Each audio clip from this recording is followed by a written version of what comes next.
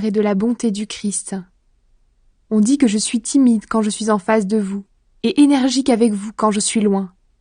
Je vous en prie, ne m'obligez pas à être énergique quand je serai parmi vous. Mais certains pensent que nous agissons pour des raisons humaines. Alors oui, contre cela, je veux utiliser toute mon énergie. Nous sommes des hommes, c'est vrai. Pourtant nous ne luttons pas d'une façon humaine.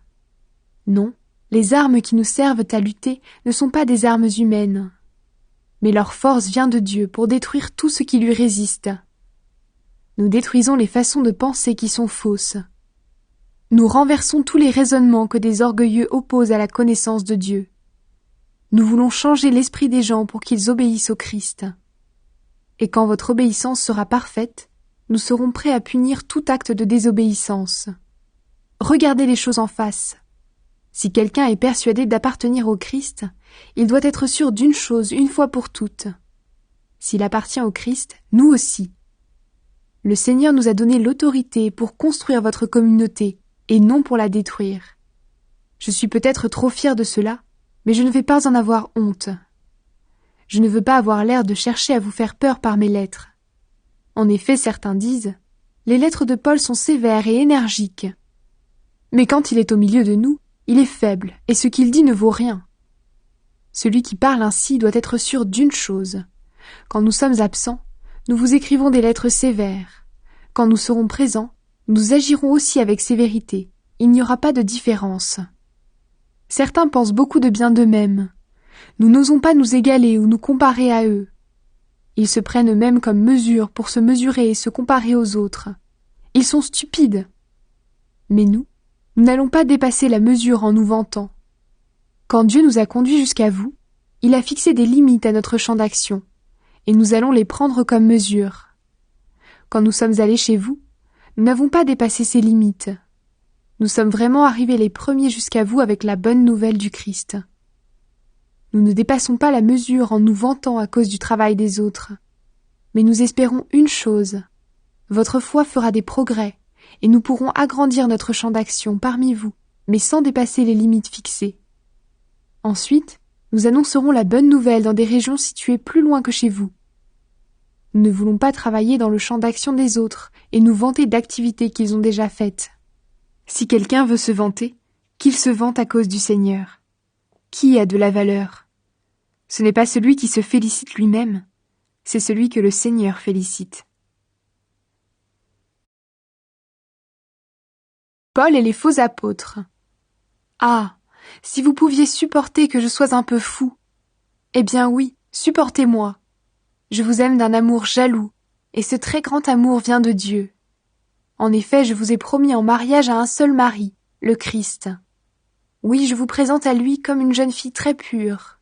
Mais rappelez-vous, le serpent a trompé Ève par son mensonge. Alors j'ai peur d'une chose, qu'on vous donne des idées fausses et que vous ne soyez plus fidèlement et sincèrement attachés au Christ comme avant. Par exemple, quelqu'un arrive. Il vous annonce un autre Jésus, un Jésus que nous n'avons jamais annoncé. Ou bien, vous recevez un autre esprit, un esprit que vous n'avez jamais reçu. Ou alors on vous annonce une bonne nouvelle que vous n'avez jamais reçue non plus, et vous supportez très bien cela. Pourtant, je pense que j'ai autant de valeur que vos espèces de grands apôtres. D'accord, je ne sais pas très bien parler, mais pour la connaissance de Dieu, c'est autre chose. Nous vous avons toujours montré cela clairement dans tout ce que nous avons fait.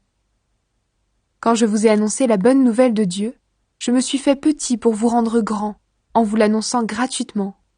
Est-ce que c'est une faute? Quand je travaillais pour vous, j'étais payé par d'autres églises. J'ai pris leur argent pour vous aider. Quand j'étais chez vous, j'ai eu besoin d'argent, mais je ne vous ai rien demandé.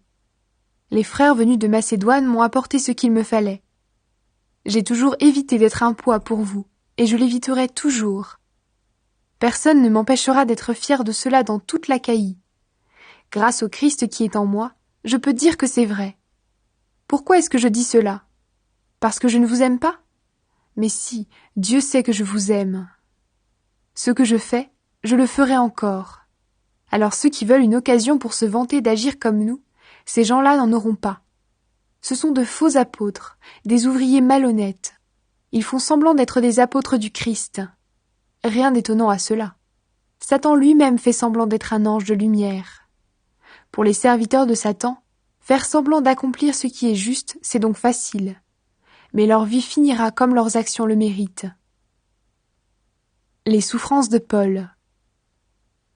Je le répète, ne pensez pas que je suis fou. Ou bien alors, acceptez que je sois fou, et je pourrais, moi aussi, me vanter un peu. Ce que je vais dire, je ne le dis pas comme le Seigneur le veut, je le dis comme un fou. En effet, je suis sûr d'avoir des raisons de me vanter. Beaucoup se vantent pour des raisons humaines.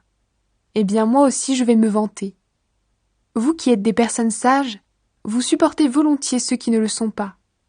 Les gens vous rendent esclaves, ils profitent de vous, ils volent tout ce que vous avez, ils vous méprisent, ils vous frappent au visage et vous supportez tout cela. J'ai honte de le dire, nous avons été trop faibles. Pourtant, si quelqu'un ose se vanter de quelque chose, je vais l'oser moi aussi, même si je parle comme un fou. Ils sont hébreux, moi aussi. Israélites, moi aussi. De la famille d'Abraham, moi aussi. Des serviteurs du Christ, je le suis bien plus qu'eux. En disant cela, je parle encore comme un fou. J'ai travaillé plus qu'eux, j'ai été en prison plus souvent qu'eux. On m'a frappé encore beaucoup plus, et j'ai été en danger de mort plus souvent qu'eux. 5 fois les Juifs m'ont donné les 39 coups de fouet. 3 fois les Romains m'ont frappé durement. 1 fois on m'a jeté des pierres pour me tuer. 3 fois j'ai été sur un bateau qui a coulé, et 1 fois j'ai passé un jour et une nuit dans l'eau. J'ai fait beaucoup de voyages et j'ai connu beaucoup de dangers. Danger à cause des rivières, des bandits, de mes frères juifs ou des non-juifs. Danger dans les villes, danger dans le désert, danger sur la mer, danger des faux frères. J'ai fait des travaux très fatigants et j'ai souvent manqué de sommeil. J'ai eu faim et soif et j'ai souvent manqué de nourriture. J'ai eu froid et j'ai manqué de vêtements.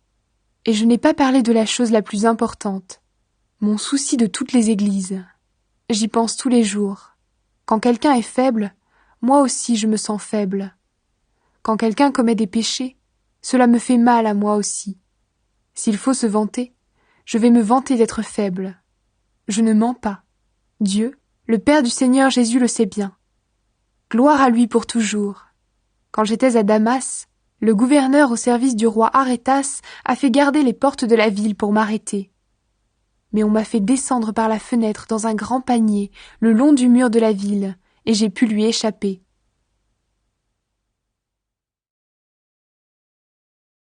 Paul est heureux de souffrir pour le Christ. Est-ce que je dois me vanter? Cela ne sert à rien. Pourtant je vais parler de ce que le Seigneur m'a fait voir et m'a fait connaître. Je connais un disciple du Christ. Il y a 14 ans, Dieu a enlevé cet homme jusqu'au plus haut des cieux. Est-ce que c'était avec son corps? Je n'en sais rien. Est-ce que c'était sans son corps? Je n'en sais rien, mais Dieu le sait. Je le sais, Dieu a enlevé cet homme jusqu'au paradis. Est-ce que c'était avec son corps ou sans son corps? Je n'en sais rien, mais Dieu le sait. Là, il a entendu des paroles qu'on ne peut pas dire avec des mots. Ces paroles, personne n'a le droit de les répéter. Pour celui-là, je me vanterai. Mais pour moi, je me vanterai seulement parce que je suis faible. Si je voulais me vanter, je ne serais pas fou, je dirais seulement la vérité. Mais je ne le fais pas. Ainsi, on me jugera seulement en voyant ce que je fais, et seulement en entendant ce que je dis, sans rien de plus. Ce que le Seigneur m'a fait connaître est extraordinaire. Alors, pour éviter que je me vante de cela, j'ai reçu dans mon corps comme une blessure. Un envoyé de Satan est chargé de me frapper pour m'empêcher de me vanter. 3 fois j'ai prié le Seigneur de me délivrer de cette souffrance. Mais le Seigneur m'a dit, « Mon amour te suffit. Ma puissance se montre vraiment quand tu es faible. » Donc je me vanterai surtout parce que je suis faible. Alors la puissance du Christ habitera en moi. C'est pourquoi les faiblesses, les insultes, les difficultés, les souffrances et les soucis que je connais pour le Christ, je les accepte avec joie. Oui, quand je suis faible, c'est à ce moment-là que je suis fort.